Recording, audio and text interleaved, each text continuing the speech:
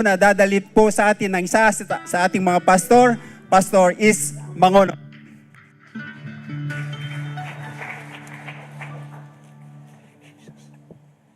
Magandang umaga po sa bawat isa.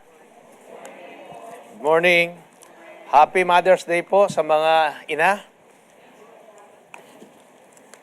Ilata masaya rin mother. Muli po, napakasarap na nandito po tayo sa bahay-sambahan ng ating Panginoon upang sama-sama po natin siyang purihin at ipagkaloob po natin yung pinakamataas na papuri at pagsamba sa Kanya. Amen po. At itong month of May po, nagkaroon tayo na naman ng panibago pong tema. At napakaganda po. Lagi ko nga nasasabi, laging maganda ang mensahe ng ating Panginoon. Wala pong hindi maganda. Maganda po lahat. At ito po ay nakapagbibigay ng kalakasan sa bawat isa't isa po sa atin. Kaya itong month of May po, ang ating tema ngayon ay why we need to stand firm sa ating pananampalataya. Bakit daw po tayo dapat tumayo o maging matatag sa ating pananampalataya? Unang linggo, ating pong pinag-aralan naman yung to fight against the enemy.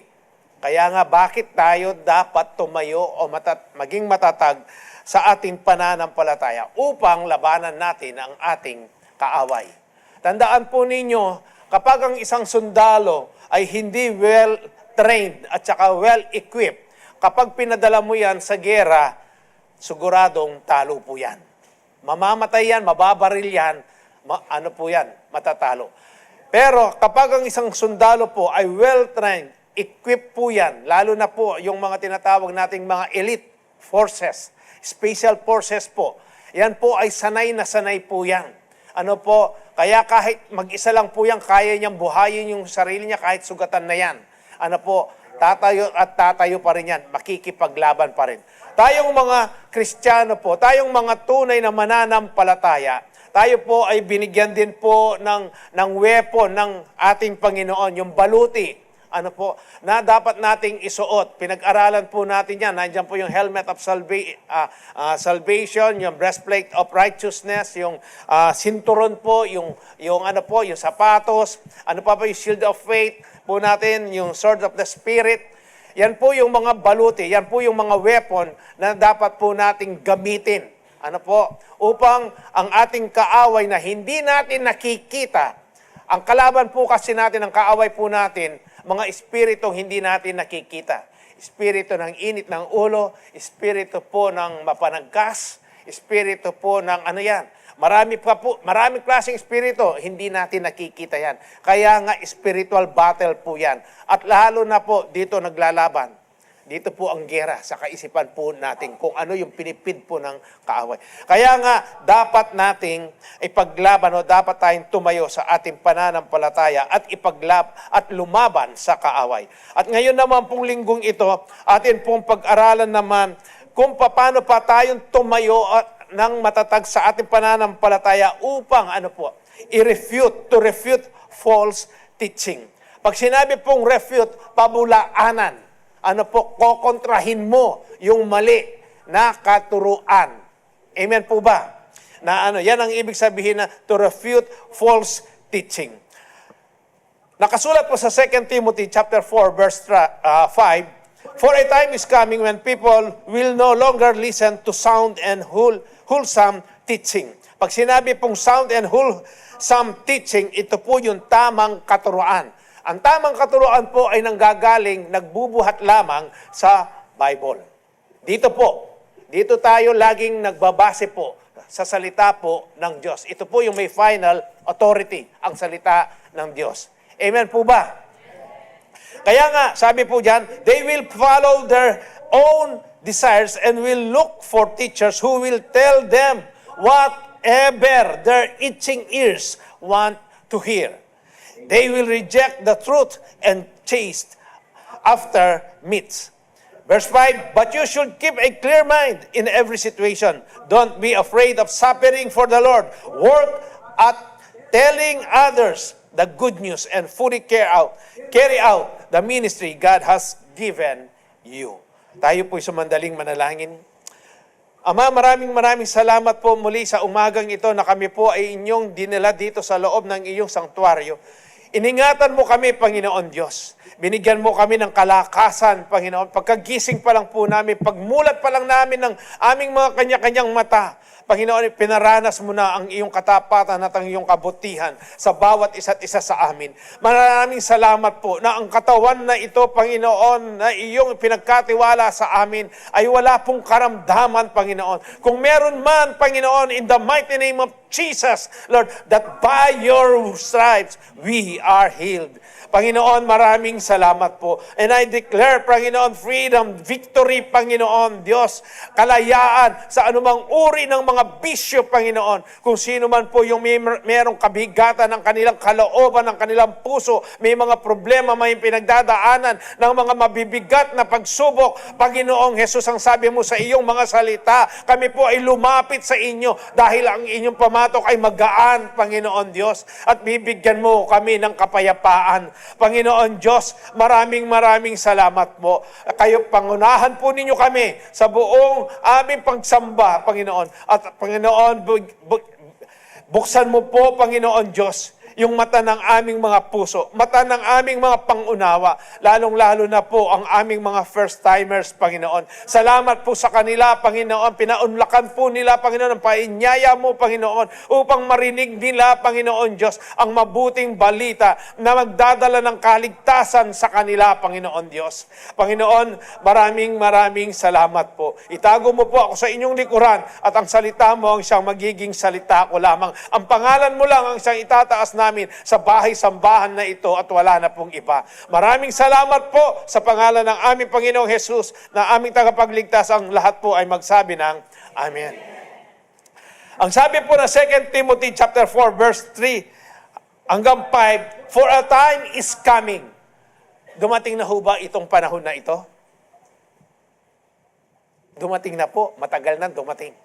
Ang sabi diyan, for a time is coming when people no longer listen to sound and wholesome teaching. They will follow their own desires and will look for teachers who will tell them whatever their itching ears want to hear.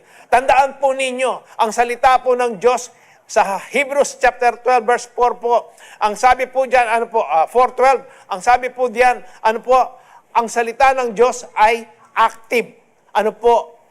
Living and active. Buhay po.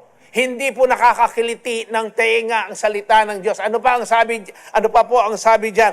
Sharper than any double-edged sword. Ito po ay mas matalim sa isang espada na dalawa ang kanyang talim. It penetrates even to dividing soul and spirit, joints and marrow. It judges the thoughts and attitude of the heart. Kaya nga po, ang salita ng Diyos kapag narinig ng isang tao, dahil buhay ito po ay tumatagos, hindi nangingiliti ng tenga. Hindi yung gusto mo ang sasabihin diyan. Kung hindi, kung ano yung ikabubuti mo. Kung ano yung ikaliligtas mo. Yan ang salita ng Diyos. At sabi po diyan, sharper, mas higit po na matalim yan, kesa sa espada na dalawa ang kanyang talim. It penetrates. Penetrates po yan. Saan? Sa dividing soul and spirit po natin. Yan po ang salita ng Diyos. Kung gusto po ninyo na nakakakiliti ng mga salita ng Diyos, hindi po ito yung tamang church na pinuntahan po ninyo. Meron pa po yan. Ito po, sa church na ito, hindi po namin kino-compromise ang salita ng Diyos. Kung ano po ang salita ng Diyos, anong nakasulat dito, yan po yung aming ipinapahayag sa inyo. Kagaya po ng creation ng tao. Sa Genesis chapter 2, dito po natin mababasa yung verse 21 and 22, na ang Diyos po, ang ginawa niya, pinatulog niya ang lalaki, kumuha ng isang ribs, at pagkatapos po, ay ito po yung naging babae. At ang sabi ng salita ng Diyos, nilikha ng Diyos, ang tao? Lalaki at babae. Wala pong bakla o tomboy. Ang bakla at ang mga tomboy, hindi po natin sila kinamumuhian. Dahil po yung kabaklaan at saka yung katomboyan, espiritu po yan na nanggagaling kay Satanas. Amen po ba? Yan po ang salita ng Diyos. Kaya nga, masakit ba? Masakit. Ano po? Pero yan ang katotohanan. At hindi po namin i-compromise ang salita ng Diyos. Hindi namin papalitan. Kung ano po ang nakasulat diyan sa salita ng Diyos, nakikita po ninyo, nababasa ninyo, yan lang po ang aming ituturo sa inyo. Ano ba po? Ang kaligtasan, kanino ba matatanggap ng isang tao? Hindi po kay Maria, hindi kay Juan, hindi kay Pedro. Ang sabi ng Acts chapter 4 verse 12, ang salvation po ay matatanggap lang, magmumula lamang kanino? Sa ating Panginoong Jesus. Yan po yung katotohanan. Nakakakiliti ba ng teenga po yan? Hindi po. Dahil yan ang katotohanan. Dapat ang salita ng Diyos, kapag narinig ng isang tao, tatagos po yan sa kanyang puso at merong pagbabago sa isang tao na yan. Yan po. Kaya nga buhay ang salita ng Diyos. Amen po. Sa John chapter 14 verse 16 po, ano ang sabi dyan? Jesus is the way, the truth, and the life. Ano po? No man comes to the Father except through me, sabi po ng ating Panginoong Jesus. Yan po yung mga katotohanan. Yan po yung mga sound and wholesome teachings. Pero yung mga iba, sabi dyan, ano po? They will follow their own. Susundin nila yung kanilang sariling kagustuhan. Yung gusto lang nilang marinig. Doon sa church na yon. Ano? Ang tinuturo doon, ang preaching doon. Mahal ng Diyos ang mga bakla. Totoo po, mahal ng Diyos ang mga bakla, ang mga tomboy. Totoo po yan. Pero yung ginagawa nila, kinamumuhian ng Diyos. Amen po ba? Alam po ninyo ang kwento ng Sodom at Gomora. Bakit tinunaw po ng Diyos ang Sodom at Gomora? Dahil sa kasalanan na yan. Sinobrano po rin tao kanita.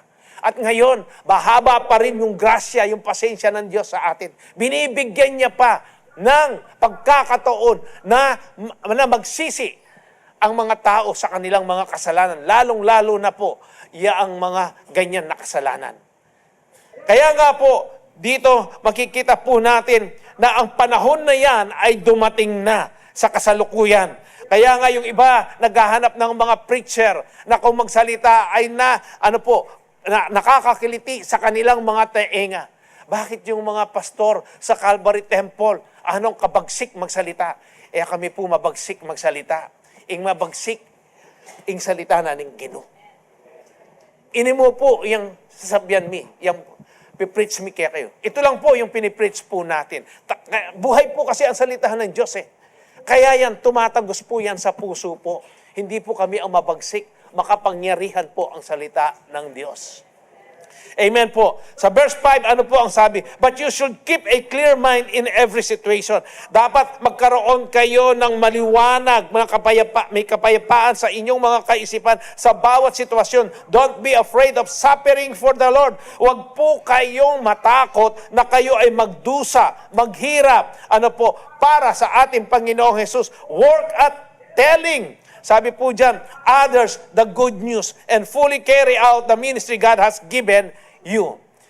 Yung suffering po dito, hindi yung nagkakasakit ka. Ang suffering dito, kung paano mo ipinapahayag, sinishare ang mabuting balita, si Jesus, sa mga hindi pa nakakakilala sa Kanya. Naranasan na ho ba ninyo na kayo po ay nagsishare at pagkatapos binabastos kayo?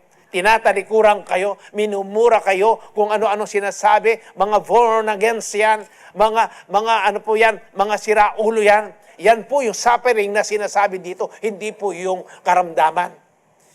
Amen po ba? Kaya naunawaan po natin.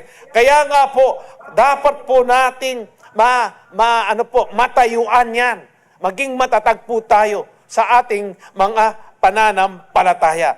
At paano po yan? We must stand firm in the faith to refute false teaching. Therefore, number 1 po, test every teaching against Scripture. Test. Suriin mo ang bawat katuruan o turo laban sa sa banal na salita o sa mabuting balita. Ano po? Paano po yan? Ano po? 1 John chapter 4 verse 1. Beloved, do not believe every spirit, but test the spirits whether they are of God, because many false prophets have gone out into the world. Test. Paano mo masusuri kung totoo nga yan o kung sa Diyos nga, yung espiritu na yan o yung word na yan na isinishare sa iyo. Kaya nga po dito lagi namin sinasabi sa inyo, magbasa, mag-aral, i-meditate ninyo ang salita ng Diyos. Para po kapag may nag-share sa inyo, pakinggan ninyo ng mabuti kung ayon ba yung itinuturo niya, yung isinishare niya sa salita ng Diyos. Mamaya po, mapagkaaralan pa po natin yan. Dapat po, yung Espiritong sa Kanya, ito po ay mararamdaman mo po sa Kanya, yung bunga ng Espiritu Santo. Amen po ba? Yung fruit of the Spirit, dapat nararanasan mo po yan. Kapag siya ay nagsasalita, dapat merong love. Merong kapayapaan. Ano po? Nararamdaman mo yan sa iyong sarili. Kaya nga po, hindi tayo dapat kaagad-agad nagtitiwala. Amen po ba? Kaya, uulitin ko po, mag-aral po tayo, magbasa po tayo ng salita ng Diyos. Hindi po tayo masisiraan ng ulo dito kung hindi mararagdagan pa ang kaalaman mo sa salita ng Diyos. Amen po ba? Kaya nga nag-aaral tayo, natapos tayo ng elementary, natapos tayo ng high school. Bakit? Nag-aral ka kahit napasang awa ka lang. Nag-aral ka pa rin. Ano po? Sa college, bakit nakapagtapos ka? Nag-aral ka kasi eh. Pinag-aralan mo, hindi ka lang nakinig. Awa, tutuyapin yung sasabihan mo, teacher. Tapos na? Ganun ba? Hindi po. Nag-aral ka, nagsaliksik ka. Ano po? Kaya ngayon, nagtatrabaho ka. Ngayon din, kahit na nagtatrabaho ka, nag-aaral ka pa rin, pinag-aaralan mo, nagsasaliksik ka pa rin. Kaya nga po, dapat, ang isang tunay na mananampalataya, ito po yung kanyang ugali. Amen po. Ano pa ang sabi ng Matthew chapter 7, verse 15, 20? Beware of false prophets who come disguised as harmless sheep, but are really vicious wolves. You can identify them by their fruit. That is, by the way they act. Can you pick grapes from thorn bushes or figs from thistles? A good tree produces good fruit, and a bad tree produces bad fruit. A good tree can't produce bad fruit, and a bad tree can't produce good fruit. So, every tree that does not produce good fruits is chopped down and thrown into the fire. Yes, just as you can identify a tree by its fruit, so you can identify people by their actions. Ang sabi po ng verse 16, you can identify them by their fruits. Kahit na po magpanggap ang isang tao na napakabait niya, at ang mga tinuturo niya ay nakaayon, pero pervert yung salita ng Diyos. Kapag ikaw ay filled ng Holy Spirit, nasa sa iyo ang banal na Espiritu, malalaman mo kaagad na mali yan. Hindi totoo yung kanyang itinuturo. Kaya nga po, anong sabi? You can identify them by their fruit. Paano mo siya makikilala? Natural po, the way he lives. Kung paano po siya mamuhay. Kung paano po siya magsalita. Yung kanya bang pinapangaral, ipinamumuhay ba niya? Nakikita ba sa kanya? Kung ang pinapangaral niya, love your enemies. Nakikita ba natin? Nakikita ba ninyo sa kanya na mahal niya talaga yung kaaway? Kung sinabi na salita ng Diyos, patawarin mo ang iyong mga kaaway. Nakikita ba yan sa kanyang buhay? Sabi nga po, doon sa isa kong Bible study, nag-share po yung isa. Sabi niya, ako po nagpatawad na ako. Pero nung makita ko ito, sabi niya, ano po, pinatawad ko po siya, pero nung makita ko siya, bigla pong uminit, nagalit na naman ako. Nagtuturo po kami sa kapulisan na ituro ko po yung forgiveness na yan. Ang sabi po nung isang mataas na opisyal, Pastor, sabi niya, meron naman po nagpatawad sa labi lang, pero hindi sa puso. Kaya nga, by their fruits you shall know them. Kung dito po sa Calvary Temple, itinuturo po natin kung paano magpatawad, ano po, alam ko po, tayong lahat, nagpatawad na. Ginawa na po natin yan. Amen po ba? Masarap po ba ang nagpapatawad? Meron kang kapayapaan sa iyong puso. Hindi mabigat. Ano po? At maluwag ang iyong aura. Amen po ba? Kaya nga, by their fruit, ano po, you can identify them, sabi po na, by the way they act. At dito po natin makikita na ang salita ng Diyos, ano po, ay totoo. Kaya nga, test mo muna. Tingnan mo muna. Ano po? Huwag ka basa-basa naniniwala. Marami po ang mahuhusay na magsalita ngayon sa likuran ng pulpito. Naka-televise pa yan. Ano po, talagang maaakit ka sa kanilang pamamaraan kung paano po nila i-share, ano po, i-preach ang salita ng Diyos. Pero ang kailangan po, maging attentive tayo. Dapat pakinggan po natin na maingat ang mga itinuturo po nila. Agad tayong pumunta rito sa Bible. Amen po ba? Ano pa po ang sabi ng Acts chapter 17, verse 11 hanggang 12? And the people of Berea were more open-minded than those in Thessalonica, and they listened eagerly to Paul's message. They searched the scripture day after day to see if people and Silas were teaching the truth. As a result, many Jews believed, as did many of the prominent Greek women and men.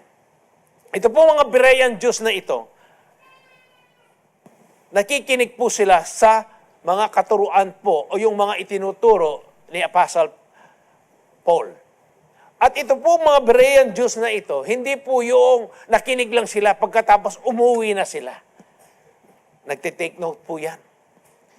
Ano po? Tinitake note po nila. Kung totoo nga yung mga verses na yan, no, at tinuturo ni Paul na ayon talaga doon sa Torah. Kasi po, Torah pa rin yung ano nila nun, ginagamit po. Pero ano po ang nangyari? Ano ang sabi dito? Open-minded sila. Nakabukas yung kanilang kaisipan. Kaya nga, anong ginawa nila? Ano po? Pinakikinggan nila ng mabuti yung mensahe ni Pablo. At ano ang sabi? They searched the scripture. Sinaliksik nila ang Biblia, ang Torah. Totoo kaya yung sinasabi ni Paul? Ano pa ang sabi dyan?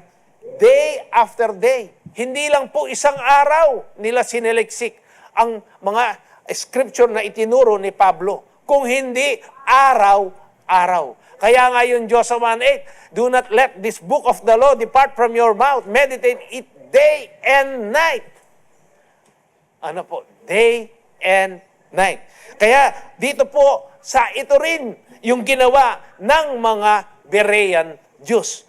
At ano po ang nangyari dito? As a result, ang resulta po dyan, dahil nga nagsaliksik sila, pinag-aralan nila yung katuruan na itinuturo ni Pablo, kaya sila naman po ay master nila, alam nila, yung katotohanan. At ito ay na-share nila ng maayos sa mga, sa mga prominent Greek women and men. Pag sinabi pong prominent, ito po yung mga mayayaman. May mga katungkulan yan. Sa lipunan. Kaya po dito, bakit nila nakumbinsi? Bakit naniwala itong mga prominent Greek women at saka men na ito? Dahil ay yung mga Berean Jews. Yung pag-ibig nila sa Diyos. Yung pag-ibig nila sa salita ng Diyos, nandito sa puso po nila, wala sa uso.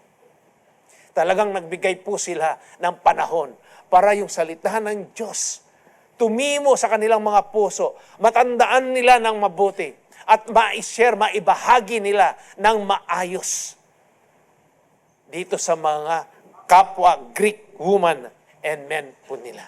Kaya nga, mas marami pa silang nakonbinsi kesa kay Paul. Ano po? Marami po silang nakombinsi. Ang ibig sabihin ng nakombinsi, marami silang naiakay para sa ating Panginoong Jesus. Pwede ho ba natin gawin ito? Sa panahon po ba natin? Kailangan po natin maglaan ng oras para pag-aralan po natin ang salita ng Diyos. Amen po ba? Kaya nga po, the Bible alone is the final authority for all Christian doctrines. Ang salita po ng Diyos, ang Bible lang po ang may final authority for all Christian doctrines. Kahit na po ang nakatayo dito sa harapan, summa cum laude, magna cum laude, cum laude, may doctorate pa po yan, may MD, mayroong PhD.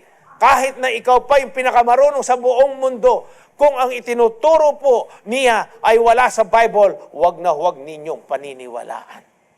Tingnan pa rin ninyo sa Bible kung totoo o kung ayon yung itinuturo niya sa salita ng Diyos. Amen po ba? Marami po kasi ang nagtuturo ngayon. Maraming naaakit. Marami po.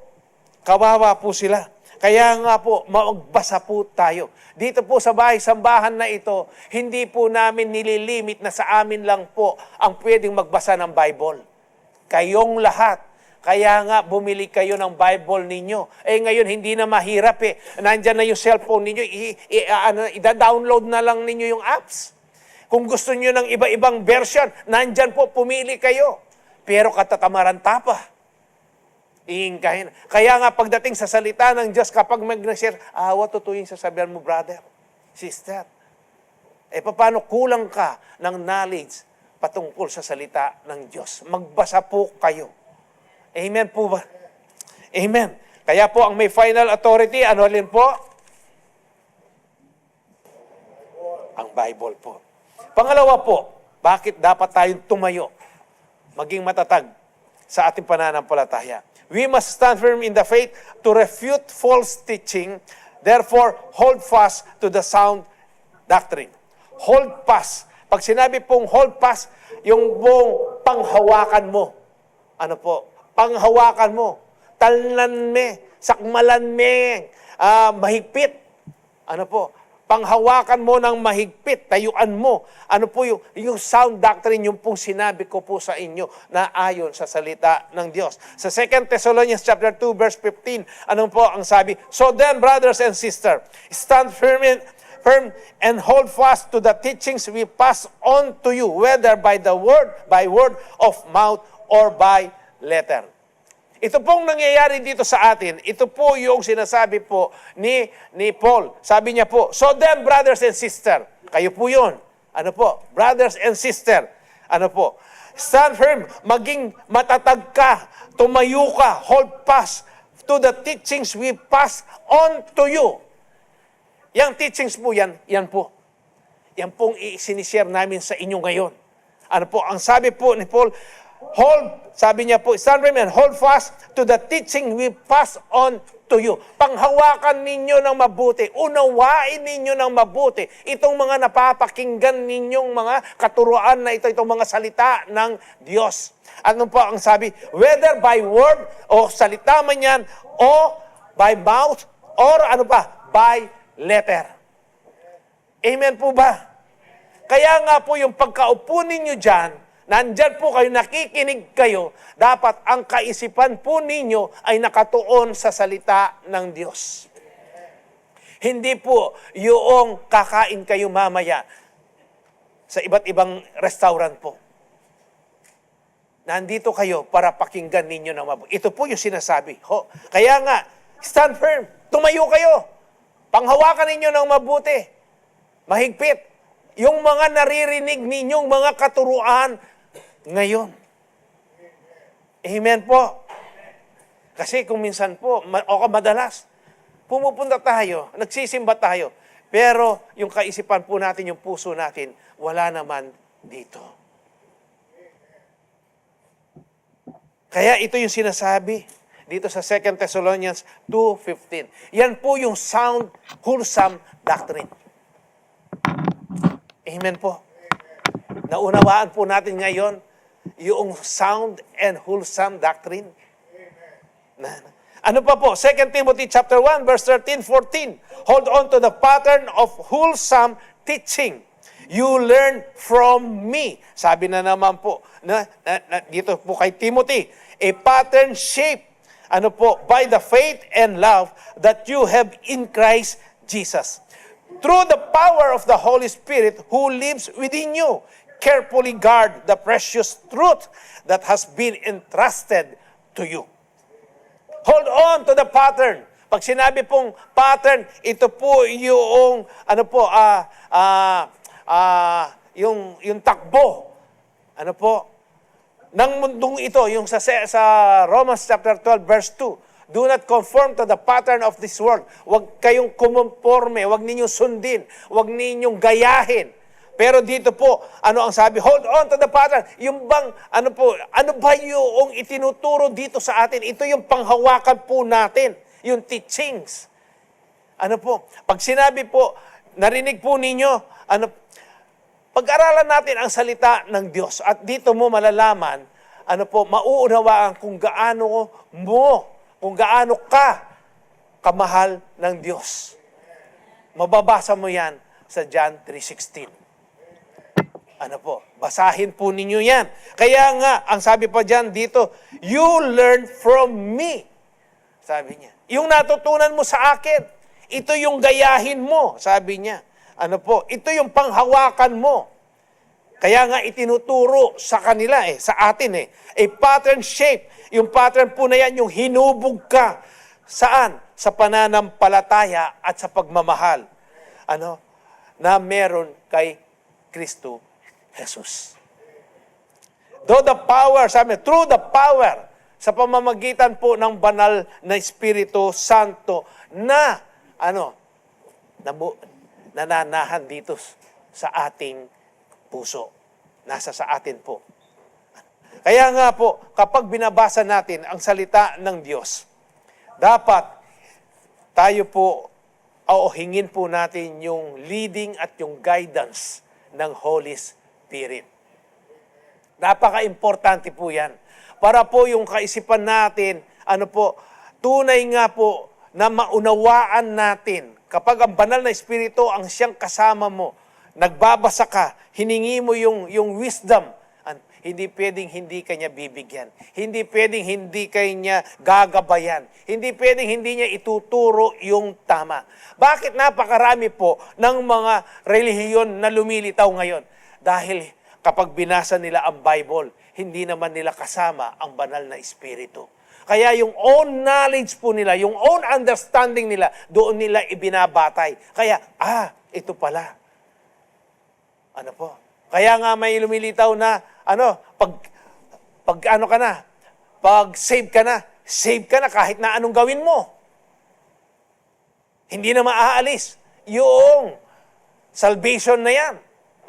Kahit na bumalik ka pa sa pambababae mo, pangpatay, magdroga ka, ang salvation hindi na matatanggal sa iyo. Own knowledge po nila yon. Hindi nila kasama ang banal na Espiritu.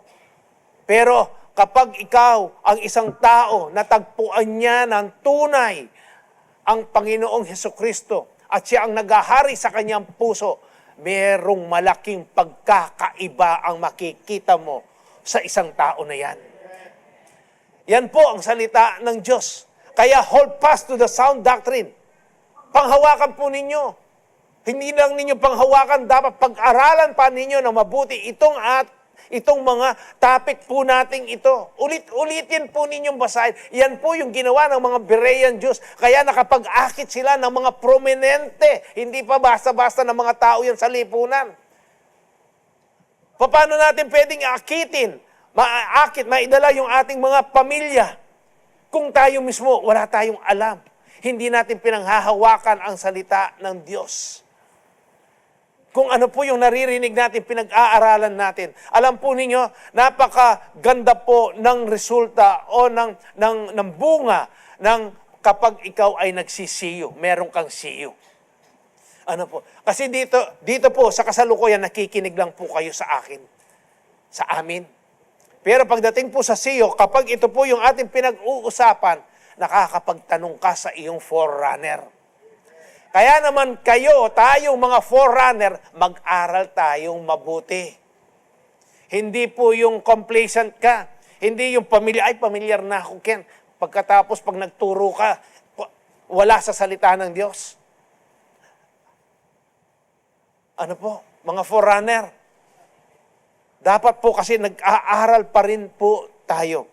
Kaya nga, dito makikita po natin, sabi, hinubog sa pananampalataya at sa pag-ibig, ano po, na meron ang ating Panginoong Hesukristo at sa pamamagitan ng banal na Espiritu na nasa sa carefully guard the precious truth. Sabi niya, ingatan ninyo, bantayan ninyo ng mabuti yung pinakamahalagang katotohanan. Yan po yung salita ng Diyos that has been entrusted to you, na ipinagkatiwala sa inyo. Kaya po ang salita ng Diyos, higit pa po sa ginto. Kahit na ano po yan, precious stone, mas mahalaga pa rin po ang salita ng Diyos. Ang lahat po niyang mga precious stone na yan po, nawawala po yan. Pero ang salita ng Diyos, 2,000 years ago pa, nandito na po. Wala pa man ang mundo, nandyan na ang salita ng Diyos. Sino ba ang salita? Si Jesus. Nandun na po siya. Kahit na anong gawin ng mga tao na tanggalin, wasakin, burahin ang salita ng Diyos, hindi nila magawa dahil nga buhay ang salita ng Diyos. Marami na pong religion ang lumitaw na wala po sila. Pero ang salita ng Diyos na natili po yan. Amen po ba? 1 Timothy chapter 4 verse 16. Watch your life and doctrine closely. Bantayan mo ang iyong buhay, ang iyong sarili, at yung mga katuruan na meron ka. Bakit? Sabi niya, persevere in them. Magtiyaga ka sa kanila. Pagtiyagaan mo ang pag-aralan yan. Because if you do, sabi niya, kung gagawin mo yan, pagtsatsagaan mo, yung buhay mo, yung mga salita, yung mga katuruan na yan, pagtsatsagaan mo, ano ang sabi? You will save both yourself and your hearers. Bakit mo dapat bantayan yung sarili mo? Kasi tinitignan po tayo. Tayo ngayon yung buhay na aklat na binabasa ng mga tao. Labiang Konopin, then tiga Calvary Temple, nung tutulapin, may born again. Meron pong malaking pagkakaiba. Kaya nga, yung mga taong nakakakilala sa atin, bakit mag-umpisa nung na-born again ka, wala kang problema at palaging masaya ka? Bakit palaging maluwalas yung iyong itsura, yung mukha mo? Ala kang problema. Ating kaming problema. Na naman sinabi ni salita na ng Ginoo, pag na-born again ka, wala ka ng problema. Matitindi pa nga ang mga problema. Yung mga problema na yan ang nagpapatatag sa ating pananampalataya. At ano po yan? Kaya nga, bantayan mo yung sarili mo At saka yung doktrina, yung mga katuruan na tinanggap mo. Kapag ito ay ginawa mo, pinagtiyagaan mo, ano ang sabi? You will save both yourself. Pag pinag-aaralan po natin ang salita ng Diyos, katulad ng mga Berean Jews, ano ang sabi niya? You will save both yourself and your hearers. Kapag ikaw ay nagsishare ng salita ng Diyos dahil binantayan mo ng mabuti yung buhay mo, hindi ka naging, katitisuran. sa iyo. Nakita sa iyo yung kung paano ka binago ni Kristo at yung mga katuruan na iyong sinishare sa kanila, nakikita sa buhay mo. Ito po yung ibig sabihin nito. Kaya nga, maliligtas yan. Amen po ba?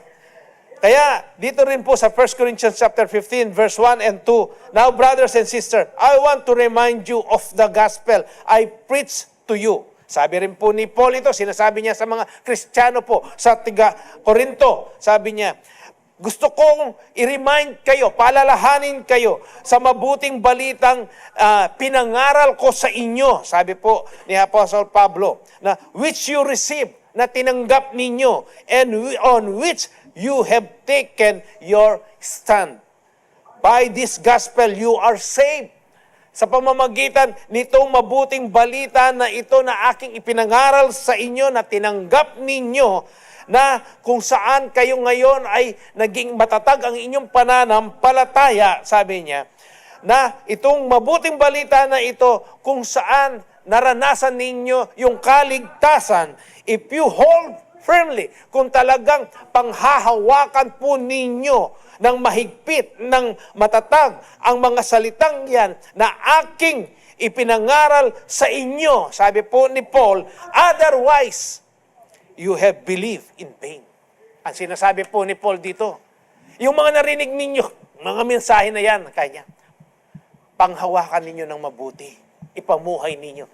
Dahil kung hindi ninyo panghawakan ng mabuti yan, at hindi kayo maging matatag sa inyong pananampalataya, ano ang sabi? You have believed in vain. Hindi kayo naniniwala, sabi niya. Walang kabuluhan yung mga napakinggan ninyo kung hindi ninyo tinatayuan. Kung hindi kayo magiging matatag sa inyong pananampalataya, kung hindi ninyo ipamumuhay kung ano yung mga doktrina. Ang doktrina po at saka teachings, iisa lang po yan. Yan ang katuruan. Ang ibig sabihin. Kasi naririnig po natin yung salitang doktrina sa ibang reliyon. Ang doktrina at saka teachings, iisa lang po yan. Ang ibig sabihin. Yan yung katuruan na naririnig po natin. Amen po ba? Kaya dapat, para hindi mawalang kabuluhan, itong mga pinakikinggan natin na mensahe na galing sa salita ng Diyos, dapat panghawakan po natin ito ng matatag. Amen po ba? Yan ang ibig pong sabihin dito sa 1 Corinthians chapter 15, verse 1 and 2. Sa Romans chapter 16, verse 17 to 18, ano po ang sabi? And now I make one more appeal. Sabi po ni Pablo, my dear brothers and sisters, watch out for people who cause division and upset people's faith by teaching things contrary to what you have been thought. Stay away from them. Sabi po, such people are not serving Christ our Lord. They are serving their own personal interests. By smooth talk and glowing words, they deceive innocent people. Saan po nangyayari ito? Hindi po nangyayari ito sa labas. Nangyayari po yan sa loob ng church. Meron po na mga tao na pumapasok dito na para born again sila. Pero ano ang ginagawa nila? Sila po ay nagbibitaw ng mga salita na napakabigat. Paninira, lalong-lalo na sa mga pastor. Balo mo, pastor is, makanyanya. Pastor Manny, makanyanya. Kapag meron na pong ganyan, i-rebuke na po ninyo. At wag na po kayong makisama sa kanila. Amen po ba? Bakit? Mapopollute ang kaisipan mo. Na kapag ganyan po, dapat hingin na po ninyo yung wisdom sa ating Panginoon. Lord, nano po yung gawan ko, kining kapatid ko ngayon. Bahalo ko, kaluguran mo rin. Alam ko, mahal mo rin itong kapatid ko na ito. Humingi ka ng wisdom kung paano mo siya sasawatin. Ano po, kung paano mo siya i-rebuke. Ano po, paano mo siya iwawasto para matanggal po yan. Kung ayaw niya, ang sabi po dyan, stay away from them. Amen po ba? Dito po sa church na ito, marami na po na nadisiplina. Ano po? Nadisiplina po sila dahil meron silang hindi ginawang mabuti o ayon sa patakaran po ng church po natin. Alam po ninyo, lagi sinasabi sa amin ni Pastor Manny, kahit na ano pang mga sitwasyon na yan, lagi natin tandaan, gamitin natin ang salita ng Diyos. Kapag ginamit mo ang salita ng Diyos, wala na pong pwedeng kokontra dyan. Dahil ang salita ng Diyos, totoo po yan. Ano po? Ngayon, kung ayaw po nila, malaya naman po silang umalis. Ano po? Hindi natin sila pinipigilan. Pero mas maigi kapag ikaw ay dinidisiplina, meron kang teachable spirit. Meron kang bukas na puso. Meron kang bukas na pang-unawa. Bakit kaya ako na disiplina? Yun ang itanong mo, hindi yung sama ng loob, yung sakit ng loob, ang paiiralin mo. Pagmamalaki mo, makona kumukin. Ingkay na. Sa palagay mo, natugunan ba yung sama ng loob mo? Pumunta ka sa ibang church, dala-dala mo yan. Ano po? Ipangangalat mo pa yung espiritu na yan. Maninira ka dyan, sigurado. Ang isang taong merong sama ng loob, ang laging sasabihin, kukwento niya yung sama ng loob niya yan. Hindi titigil yan. Kaya kung mahina ka naman sa iyong pananampalataya, ano po, matatangay ka kaagad. Ama ka niyan, inako mo rin muntakin.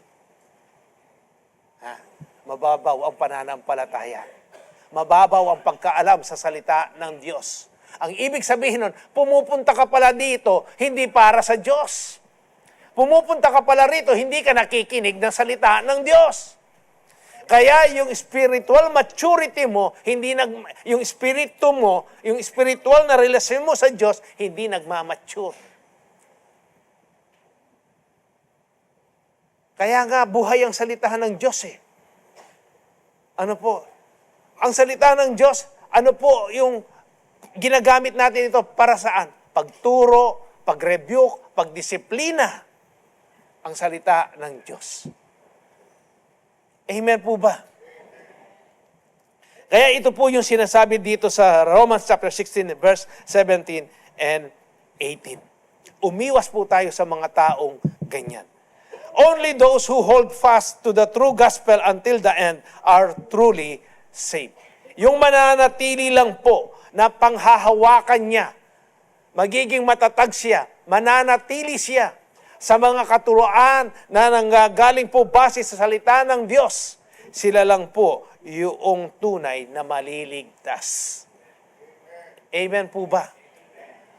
Ang Diyos mahal niya ang tao, pero hindi lahat ng tao anak ng Diyos. Ang mga anak lang po ng Diyos, yun lang tumanggap kay Kristo bilang sarili niyang tagapagligtas. Sila lang po. Yung naniniwala kay Jesus sa pangalang Jesus, sila lang po yung mga anak ng Diyos. Amen po ba? Pangatlo po at huli, we must stand firm in the faith to refute false teaching. Therefore, stand up for the truth. Tumayo po tayo kung ano yung katotohanan. Amen po ba? Kapag sinabi ng salita ng Diyos na ang salvation ay nagmumula lang, ay pwedeng tanggapin lamang sa pangalang Jesus, dapat panindigan po natin yan. Amen po ba? At wala ng ibang pangalan. Hindi kay Maria, hindi kay Joseph, hindi kay Pedro, hindi kay Juan, o sino mang pangalan na yan. Ang sinasabi ng Acts chapter 4, verse 12, malinaw na malinaw po yan. Walang, ang kaligtasan po, manggagaling lamang sa pangalan ng ating Panginoong Jesus. Period. Amen po. Kaya po, ano ang sabi ng Acts chapter 9, verse 29? Paano tumayo, sa katotohanan, itong mga disipulo na ito, yung mga apostles pong ito, even the prophets po. Bakit kayang-kaya po nilang panindigan ito? Kahit na ipagkaloob nila, ibigay nila yung buhay po nila. Nagbabasa ho ba kayo ng Bible? Paano namatay si Peter? Bakit siya pinatay? Ano po? Dahil sa pag-share, pagtuturo ng mabuting balita. Paano siya pinatay? Pinapako siya sa krus. Katulad ni Kristo. Pero ano sabi niya? Hindi ako karapat-dapat na maging katulad ni Kristo sa pagkapako na krus. Ibaligtad ninyo. Ano po? Binaligtad po. Yung iba po, nakabitin po sila, nakaganyan, tapos nilalagari po sa gitna. Tayo, sa panahon po natin, salita lang, umaatras na po tayo. Isinosurrender na po natin yung kaligtasan natin sa kaaway. Pero sila, kahit nakamatayan, kaya nilang ipagkaloob. Ganyan sila tumatayo sa katotohanan. Hindi nila ipinagpalit yung buhay nila sa katotohanan na kanilang natutunan. Pinanghawakan nila. Bakit? Dahil naranasan nila yung buhay na salita ng Diyos. Tayo rin po, kaya nating tumayo kung mahal na mahal po natin talaga ang Diyos. Kung talagang paninindigan lang po natin yung ating pananampalataya. At tandaan po natin, ang religion, pangalan lang. Ang kailangan ng tao, relasyon sa Diyos. Tunay na relasyon sa Diyos.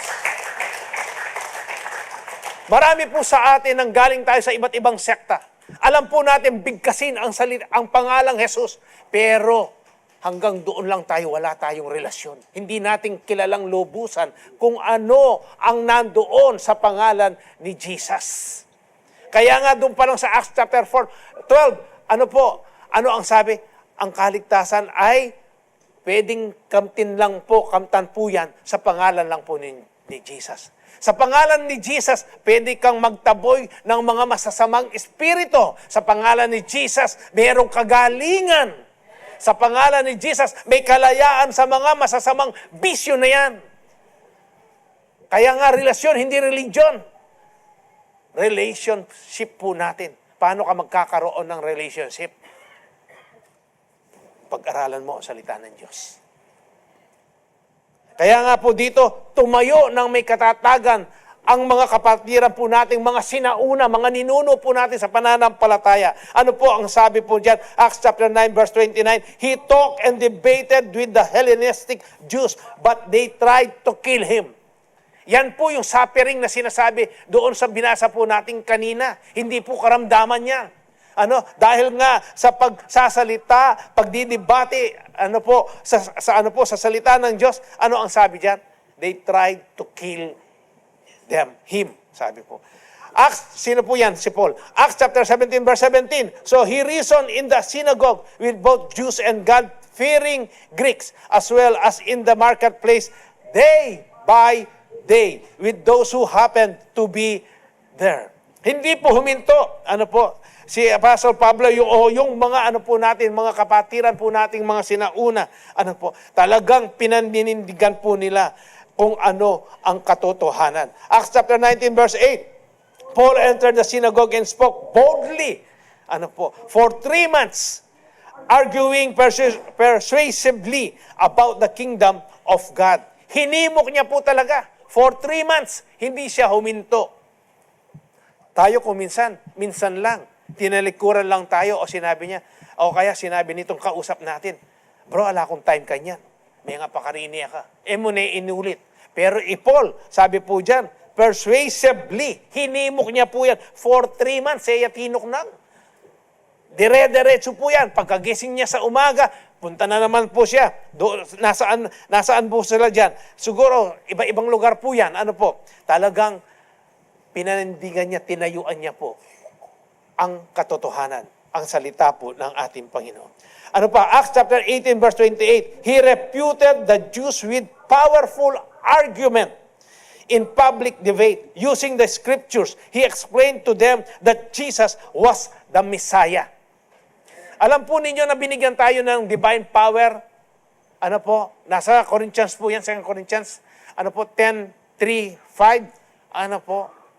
Binigyan po tayo ng divine power to demolish strongholds. Ano po? Ano yung strongholds na yan? Yan po yung arguments at saka yung mga lofty opinions. Lofty opinions po that comes against the knowledge of God. Sabi po diyan. At dapat sabi diyan, bihagin mo yung kaisipan na yan para sumunod sa mga katuruan ng ating Panginoong Jesus. Meron tayong divine power. Kaya nga po debate po dito. Si Apostle Paul, powerful arguments. Talagang sinisira niya kung ano man yung nakatanim na hindi tama sa kaisipan ng mga taong nandun na nakikinig. Ganyan po katindi. Alam po ninyo, pwede tayong maging ganito. Makipag-argumento. Napanood po ninyo, sino kasi yung binaril sa Amerika, yung si Charlie Kirk. Hindi ba sa mga estudyante, kahit saan siya pumunta, nakikipag-argumento po siya? Talagang dinidepend niya ang katotohanan at salita ng Diyos. Naging popular na po siya. Maraming nainis sa kanya dahil totoo po yung mga tinuturo niya, kaya binaril siya. Pero marami po ang naligtas. Marami ang nabuksan ng kaisipan sa katotohanan. Yung ginawa po niya yun, hindi po mababaliwala yan. May bunga po sigurado yan. Amen po. Sa 1 Peter chapter 3 verse 15, but in your hearts revere Christ as Lord. Sa iyong puso, respetuhin mo si Kristo bilang Panginoon mo, sabi niya ba. Always be prepared to give an answer to everyone who asks you to give the reason for the hope that you have. But do this with gentleness and respect. Pag tinanong ho ba tayo, ano bang ibig sabihin ng born again? Tandaan po ninyo, ang salitang born again, hindi po religion. Ang salitang born again, kung paano po na-experience ng isang tao na siya po ay na-born again. Na-born again po yung espiritu niya. Kapag hindi mo pa tinatanggap si Kristo bilang sarili mong tagapagligtas, hindi pa na-born again yung espiritu na nasa sa iyo. At wala kang koneksyon sa ating Diyos. At hindi, kahit nabasahin mo ang banal na salita, hindi mo mauunawaan dahil spiritual po ang banal na salita ng Diyos. Para maunawaan mo na lubusan yan, hindi doon sa own knowledge mo, hindi doon sa karunungan mo. Dapat kang ma-born again. Ma-born again yung espiritong nasa sa iyo. Amen po ba? Dapat yung salita palang born again, kaya na po nating ipaliwanag yan, idepensa. Kaya pag-aralan po natin ang salita ng Diyos. Amen po ba? Kaya nga, put but in your hearts revere. Kapag ito pala yung ginagawa mo, handa mong ipagtanggol, handa mong tayuan ang salita ng Diyos. Yan pala ay respeto. Respeto pala sa ating Panginoong Jesus. Maliwanag po ba sa atin? Nabuksan ho ba yung ating mga kaisipan? Kung ano ang respeto sa Diyos? Kaya, po ito? Ano pa po yan? Sabi diyan, the reason for the hope that you have. Ano bang pag-asang meron tayo? Hindi ba buhay na pag-asa? Bakit kaya buhay na pag-asa?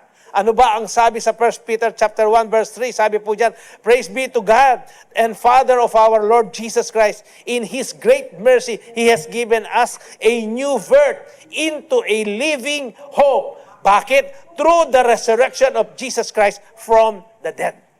Kaya meron tayong buhay na pag-asa dahil yung pagkabuhay na muli ng ating Panginoong Jesus. Amen po. Kaya buhay po yung ating pag-asa. Amen. Ilang verse na lang po.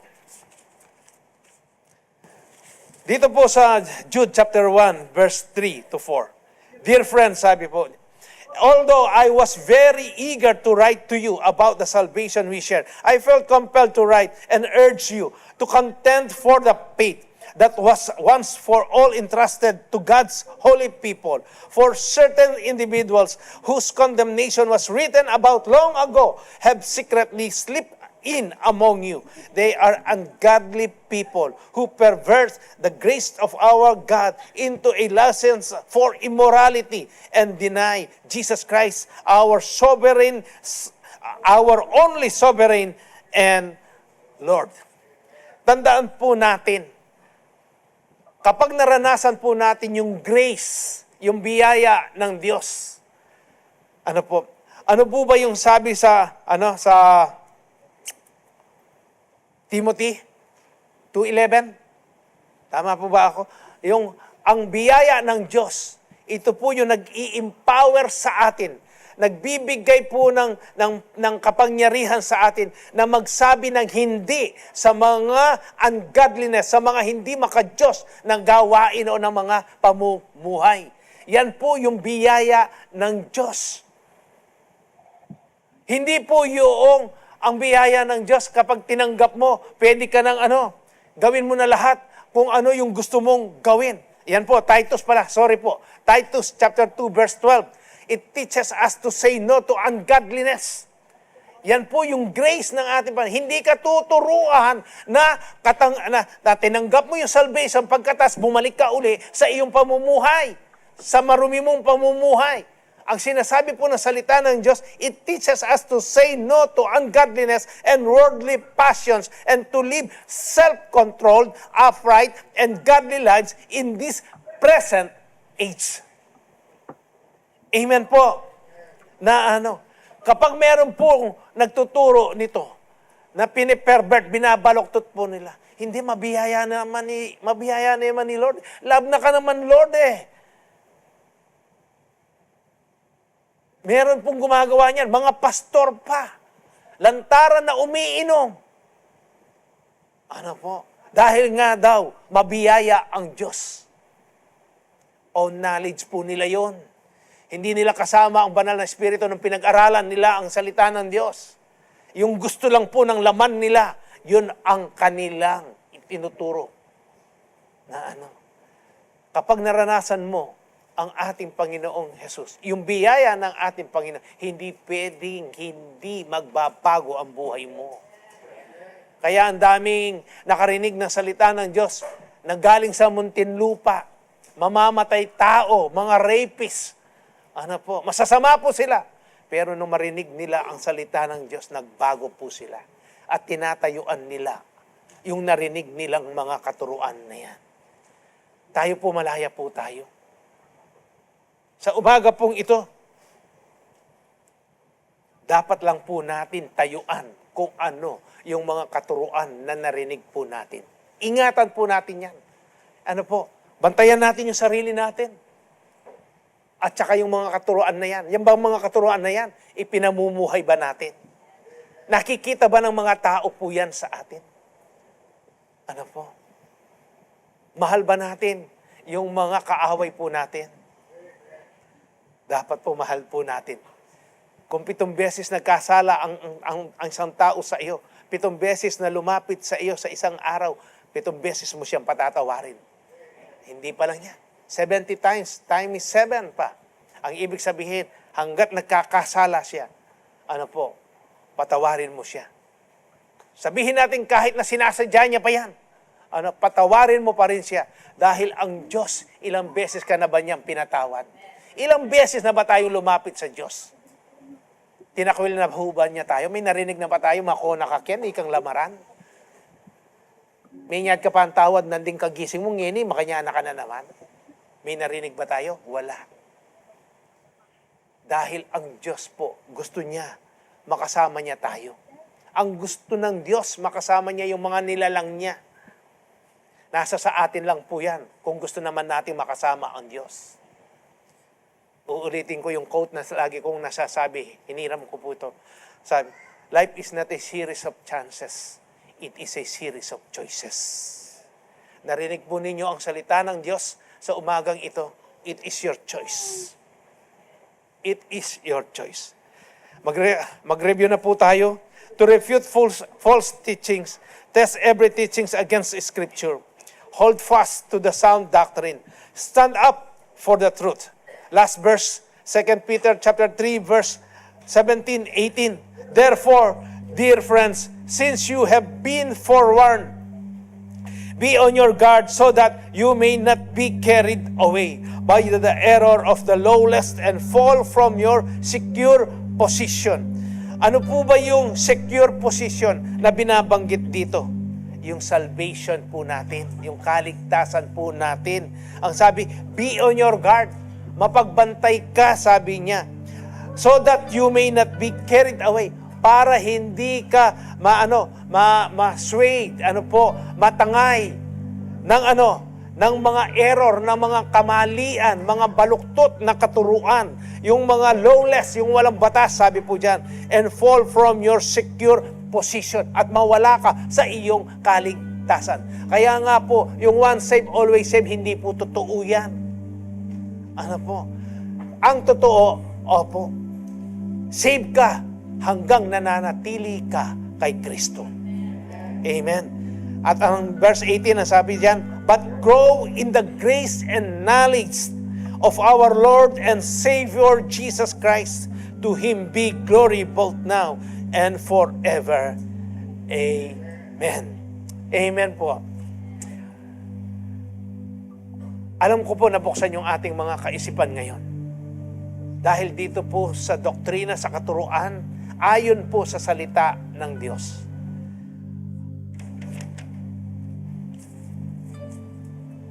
Sa umagang ito, ang sabi ng salita ng Diyos, kailangan po natin tumayo, ipaglaban, maging matatag tayo sa salita ng Diyos at hindi po natin dapat ikinahihiya. Amen po. Dahil ang salita ng Diyos, yan po yung kapangyarihan upang ang mga tao, ang mga makakarinig niyan ay maranasan nila ang kaligtasan ng Diyos na ina-offer po na libre, walang bayad yan. Amen? At magmula po ngayon, gagawin po natin na maging matatag po tayo. Gagawin ba natin na pag-aralan natin ng mabuti ang salita ng Diyos para kung sino man ang makausap po natin, pwede po nating i-share, ibahagi ng meron pong ng merong power, may kaalaman. Hindi tayo nahihiya. Kaya nating idepensahin ang ating pananampalataya. Amen po ba? Tayo pong lahat ay tumayo. At habang tayo po ay tumatanggap ng banal na hapunan,